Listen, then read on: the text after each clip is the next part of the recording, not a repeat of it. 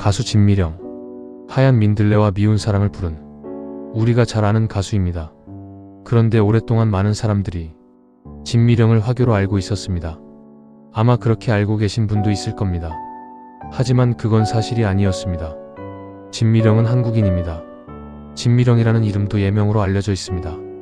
그런데 진짜 놀라운 이야기는 그녀의 아버지가 누구였느냐는 겁니다. 바로 여기서부터 시작됩니다.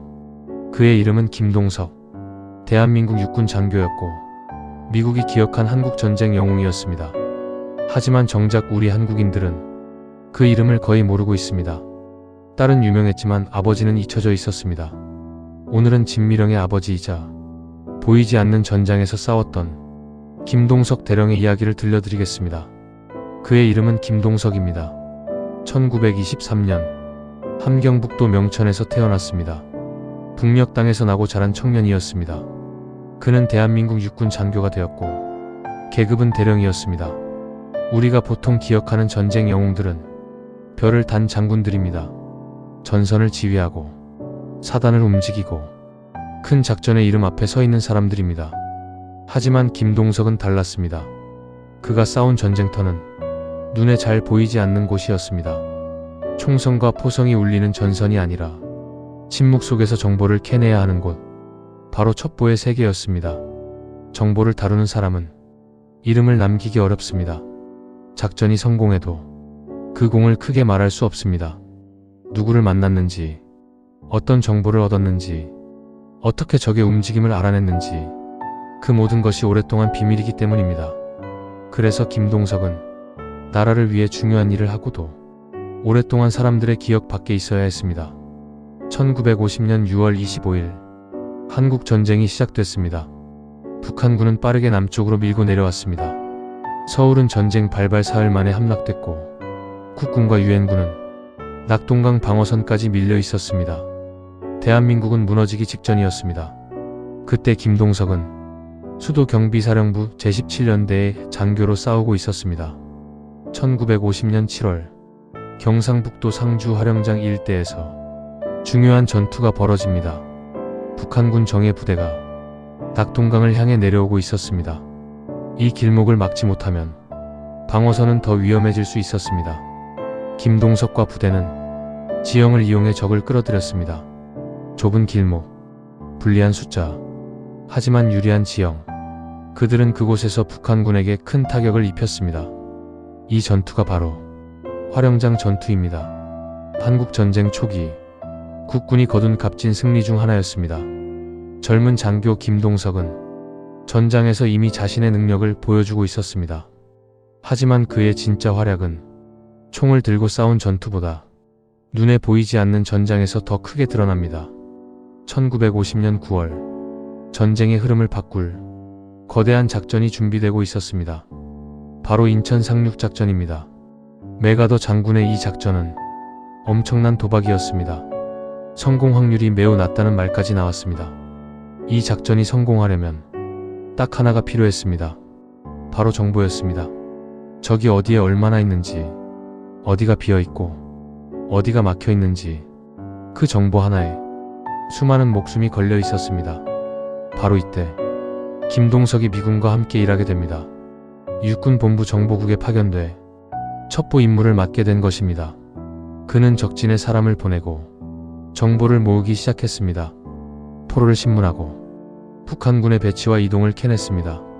적의 움직임을 알아내는 일은 총을 쏘는 전투만큼이나 위험한 일이었습니다. 그는 총 한 발 쏘지 않고 가장 위험한 전쟁을 치르고 있었습니다. 인천 상륙작전이 시작되자 전쟁의 흐름은 바뀌기 시작했습니다. 하지만 상륙만으로 전쟁이 끝나는 것은 아니었습니다. 서울을 되찾아야 했습니다. 서울로 들어가기 위해서는 북한군의 방어선과 병력 배치를 정확히 알아야 했습니다. 김동석이 수집한 정보는 서울 탈환과 북진 작전에 중요한 첩보로 활용됐다고 전해집니다.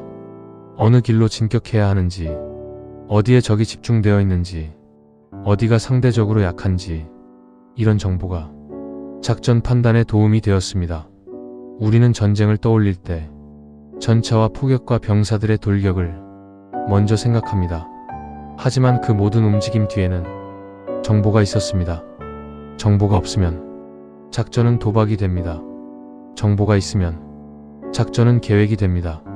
김동석은 바로 그 계획의 뒤편에서 움직인 사람이었습니다. 김동석의 이름은 한국보다 오히려 미국에서 더 크게 기억됐습니다. 미국은 김동석을 한국 전쟁에서 중요한 역할을 한 한국군 장교로 평가했습니다. 그가 남긴 공로는 단순한 전투 기록이 아니었습니다. 보이지 않는 곳에서 전쟁의 흐름을 바꾼 정보였습니다. 그의 첩보 활동은 미군 작전에도 큰 도움이 되었고 전쟁의 중요한 순간마다 판단의 근거가 되었습니다. 그래서 미국은 그의 이름을 기념했고 그를 한국 전쟁의 숨은 영웅으로 기억했습니다. 전쟁이 끝난 뒤에도 그의 이름은 미국에서 다시 불렸고 그의 공로는 뒤늦게 조명되기 시작했습니다. 하지만 이상하게도 정작 우리가 사는 한국에서는 김동석이라는 이름이 오랫동안 낯선 이름으로 남아 있었습니다. 그런데 이상합니다. 미국에서는 기억한 김동석이라는 이름을 왜 우리는 오랫동안 몰랐을까요? 그 이유 중 하나는 그가 했던 일이 첩보였기 때문입니다. 첩보는 성공해도 이름을 드러내기 어렵습니다. 누가 정보를 모았는지, 어떻게 알아냈는지 쉽게 말할 수 없습니다. 작전이 성공해도 그 공을 크게 말할 수 없고 때로는 기록조차 오랫동안 묻혀 있어야 했습니다. 그래서 김동석은 나라를 위해 중요한 일을 하고도 대중에게 널리 알려지지 못했습니다. 사람들은 전쟁 영웅을 떠올릴 때 전투를 지휘한 장군, 훈장을 받은 병사, 전장을 누빈 부대를 먼저 생각합니다. 하지만 김동석의 전쟁은 그런 모습과 달랐습니다. 그는 보이지 않는 곳에서 정보를 모으고 작전을 움직였습니다. 그리고 그 사실은 딸 진미령을 통해 다시 세상에 알려지기 시작했습니다. 진미령은 오랫동안 아버지의 이름을 알리고 싶어 했습니다. 그 이름이 잊히지 않기를 바랐던 것입니다. 김동석 대령은 총성 없는 전쟁터에서 나라를 지킨 사람이었습니다. 그는 전선의 맨 앞에서만 싸운 것이 아니었습니다. 보이지 않는 곳에서 정보를 모으고 적의 움직임을 읽었습니다. 그 정보 하나에 수많은 사람의 목숨이 걸려 있었습니다. 김동석은 그 무거운 임무를 묵묵히 감당했습니다. 하지만 첩보의 세계는 이름을 크게 남기지 않습니다. 작전이 성공해도 그 공을 쉽게 말할 수 없습니다. 그래서 그는 나라를 위해 싸우고도 오랫동안 사람들의 기억 밖에 남아 있어야 했습니다. 오늘 우리가 김동석이라는 이름을 한번 불러주는 것, 그것이 잊혀진 영웅에게 우리가 해줄 수 있는 가장 작은 보답일지도 모릅니다. 우리가 기억하는 순간 잊혀진 영웅은 다시 역사 속으로 돌아옵니다.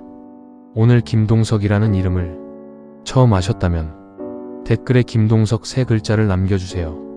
이런 잊혀진 영웅들의 이야기를 앞으로도 계속 전하겠습니다. 구독과 좋아요는 그 이름들을 함께 기억하는 힘이 됩니다. 감사합니다.